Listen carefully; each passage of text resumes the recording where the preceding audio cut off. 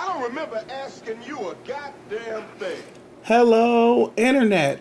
Welcome back to the podcast that no one asked for. My name is Guy. And this is Babs. And no one asked for this. Today, we will be discussing, reviewing, whatevering the first two episodes of Watchmen, the HBO series. We will be doing two more podcasts about this show. One after the next 2 or 3 episodes, and then one after the season finale. But for now, we are just going to be discussing the first 2 episodes of Watchmen. Babs, what was your gut reaction to the first 2 episodes? I'm confused as fuck, but I am also riveted. I'm in. I'm all the way in. I'm ready to nerd out to this. I would say a similar thing. It is easy to watch, but you can tell that there's a lot more going on. Like a lot of Lindelof shows, there are layers to this shit. So let's just dive into our usual categories. In the first 2 episodes, what was your most memorable moment? There were a few that were really deep and really heavy that I was thinking of. And one of them was the Tulsa massacre scene where the little boy is kind of escaping, and then he has a piece of paper that says, keep this boy safe. And then in the next episode, there's a scene where there's a letter that the Nazis write to like the black soldiers, which is true. Our reality doesn't split from the Watchmen reality till, I believe, around World War II. So anything that they reference up to that point, which you're talking about, a letter written during World War I, is actual human events. Historical fact. My most memorable moment is probably the opening traffic stop that happens right after you see the Black Wall Street massacre. They're on that same road that the little boy is walking down. There's a traffic stop involving black cop and a white guy in a pickup truck. And there's this whole tense exchange that ends in the black cop being shot. You would think after you just watched a bunch of black people being murdered in the 20s that the next thing that would happen would be a little bit lighter, and it only built on that tension. Like, this is the world where that event happened, and 100 years later, there is still, the end is still violence. And it's kind of hard to explain everything that happens in the way that you could just kind of have to watch it. But I definitely felt inadequate as a filmmaker when I see things like that. And I'm like, they just introduced 50 elements of a world in 3 minutes while also being riveting. It's a lot to absorb all at once. It really is. Moving on to our fun category of background bums and bosses. And I can't for the life of me find a bum in this.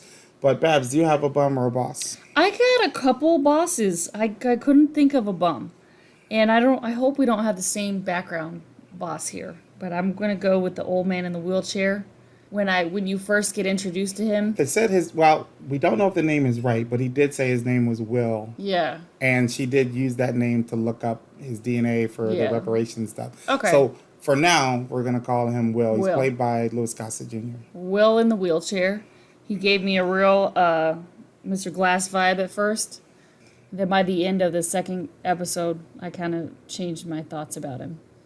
I have no idea what to think of him. I know that I love the performance, and I'm on the side of he will be helpful in some way. I got some Yoda vibes myself from him because he says a lot of off-the-wall shit that then later cashes in both episodes. Mm-hmm. In episode 1, he says, "Do you think I can lift 200 pounds?" And then at the end, you see him next to the police chief who is hanging from the tree.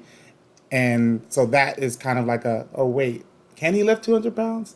And then in the second episode, he says the guy has skeletons in his closet. And then she goes and finds the Klan robes in his closet.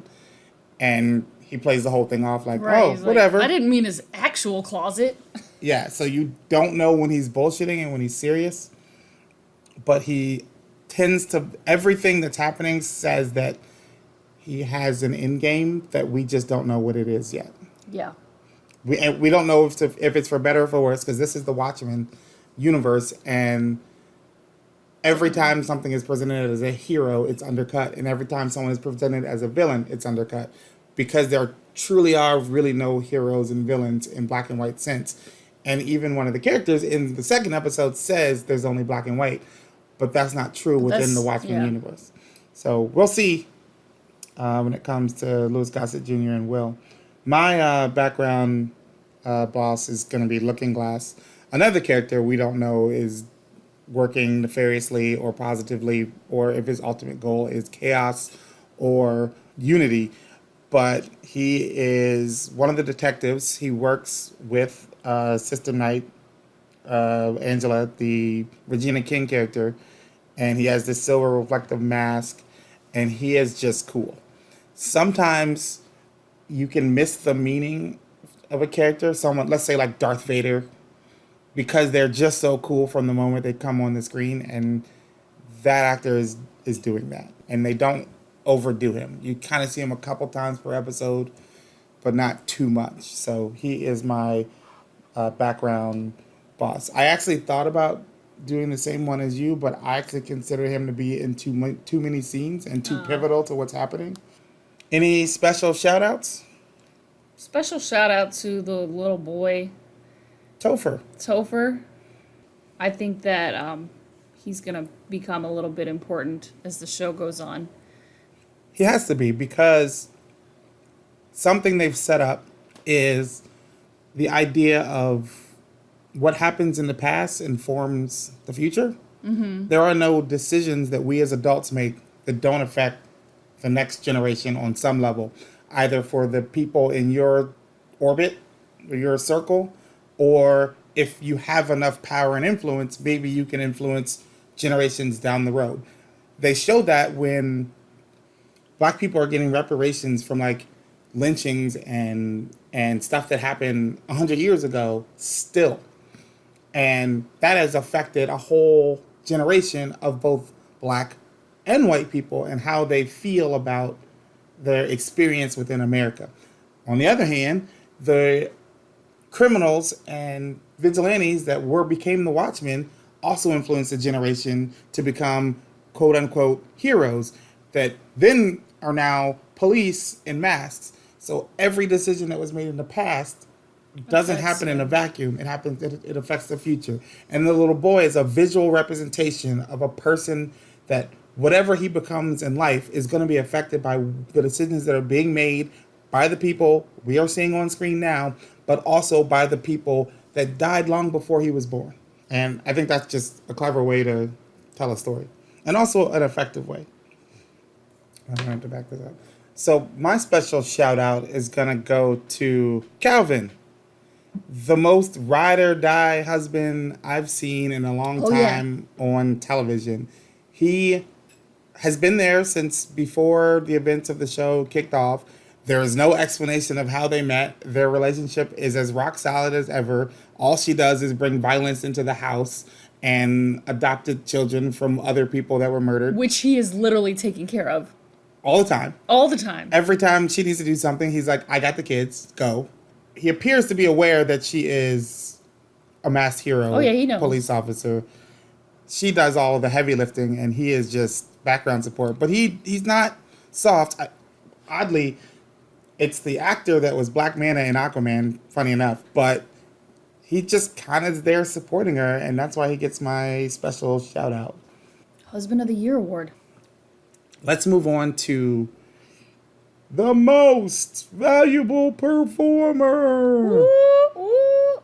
Who is your MVP for the first 2 episodes of Watchmen? I'm going to go with Regina King because her character is super badass, but also very multifaceted, and you get to see her wrestling with decisions and her showing different sides of herself.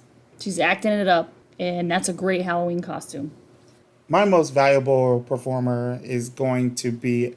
I had to choose. If you picked Regina King, I had to go Jeremy Irons. we haven't even discussed what's happening in his world. It doesn't really intersect directly, at least it hasn't yet, with what's happening in Tulsa, Oklahoma, which is where the main story is taking You're place. talking about the rich old man doing crazy shit? Yes, he's just riding horses, picking tomatoes off apple trees, burning clones in his house for doing Dr. Manhattan It's a regular day recreation. in a rich old man's life. And we don't even know his name. We don't know what character he's playing. I just have to call him Jeremy Irons. But he is 100% committed to whatever the hell is going on in his world on that side. We don't even physically know where he's located. No. They haven't told us anything. It's like this English countryside looking place that he's lives with a bunch of clones. I think if you look it up, the internet will tell you what character he's supposed to be. I think he's Yeah, one of but the we one don't of the do old, research here. Yeah, we don't. But I think he's one of the old I'm gonna let the Watchmen show tell characters. The show will tell you. anything that's happening on. I haven't looked up anything on the internet in advance. I actually didn't look up anything for what we already seen because this is the kind of show, a lot like Game of Thrones, that you just gotta watch it and see what happens. It's dense text, and I don't want to spoil it for myself by accident. Jeremy Irons, my most valuable performer, and Regina King, Sister Night. She's doing big things. Yeah. So there's no need for a rating for this show. That's what we normally do at this portion of the podcast. But there's no reason to rate it. It's only 2 episodes in. We can reserve judgment until we watch the whole story. And I am excited after 2 episodes to find out what happens next. How do you feel? I am super excited. I'm ready to fill the void left behind by the last show I nerded out to, so let's go. I'm ready for all the fan theories. I'm here for costumery and pointed discussions in bars about what I think's going to happen next. I'm ready to see more Panda. Even though he's kind of a buzzkill and sort of got that guy shot in the first scene, at least he's a fully formed character and he's only been in 2 scenes. And actually 1 scene he was off screen. So more Panda. More squid rains. Well, thanks again for listening. We have been discussing the first 2 episodes of Watchmen on HBO. And if you were thinking that this was a waste of your time, remember, no one asked for this. Bye!